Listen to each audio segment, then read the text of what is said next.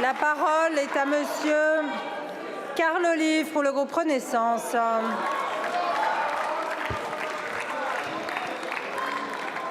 Merci Madame la Présidente. Ma question s'adresse à monsieur Olivier Dussopt, ministre du Travail.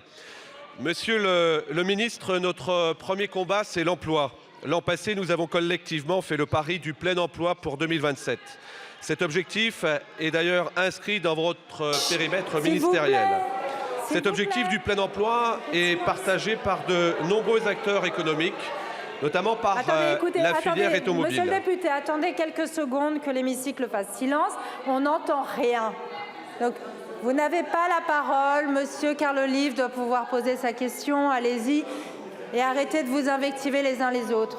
Monsieur le député, allez-y. Monsieur le ministre, notre premier combat, c'est l'emploi. L'an passé, nous avons collectivement fait le pari du plein emploi pour 2027. Cet objectif est d'ailleurs inscrit dans votre périmètre ministériel. Cet objectif du plein emploi est partagé par de nombreux acteurs économiques, notamment par la filière automobile.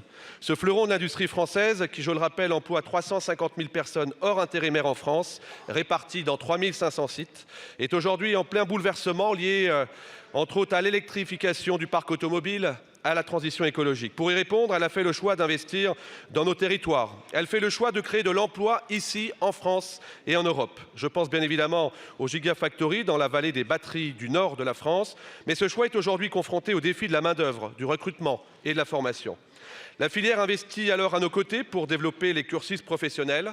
Elle investit aussi dans les campus innovants comme le Green Campus de Stellantis à Poissy, qui ouvrira ses portes en 2024 et que nous avons visité ensemble la semaine dernière, monsieur le ministre. Ce Green Campus porte de véritables solutions pour rendre attractifs les emplois de la filière automobile en développant pour ses futurs 8 500 salariés, de nouvelles formes de travail, plus hybrides, plus adaptées à leurs demandes et aux besoins de l'entreprise. Monsieur le ministre, à l'aune des conclusions des assises du travail, des avancées proposées sur le terrain comme à Poissy pour transformer les modes de travail et des objectifs de plein emploi, comment réenchanter l'attrait de la filière industrielle en France? Quelles réponses pouvons-nous partager avec nos jeunes, avec nos moins jeunes, pour s'orienter vers l'industrie automobile? Je vous remercie. Merci beaucoup, mon cher collègue. La parole est à Olivier Dussopt, ministre du Travail, du Plein Emploi et de l'Insertion.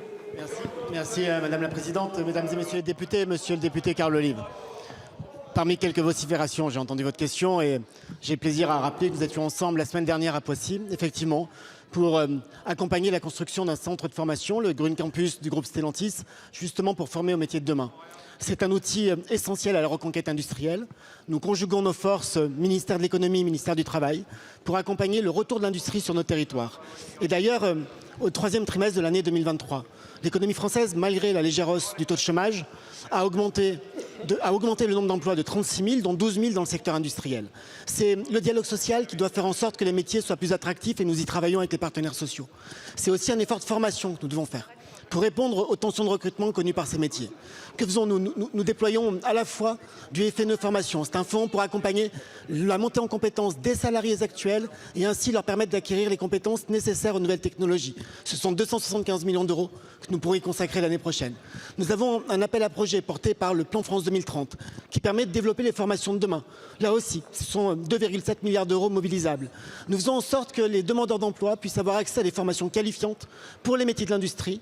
C'est le plan d'investissement dans les compétences, avec la volonté que nous portons avec la Première ministre d'élargir les critères d'accès à l'éligibilité et au financement de ces formations aux jeunes de moins de 26 ans jusqu'à, pour ceux qui sont en demande d'emploi avec des formations inférieures à Bac+2, mais aussi en levant toutes les conditions de formation initiale pour les allocataires du RSA, pour les chômeurs que l'on qualifie de seniors, afin de former un maximum de monde et de les amener vers le secteur industriel. Nous avons une opportunité majeure qui est de retrouver notre souveraineté industrielle. Ça passe par un autre enjeu qui est de permettre à l'industrie d'avoir les ressources humaines, d'avoir les compétences nécessaires pour faire face à tout cela. Si nous n'avons pas ces compétences, d'autres les auront. Ensemble, nous avons pu voir que ces groupes investissent et nous les accompagnons. Je vous remercie, monsieur le ministre.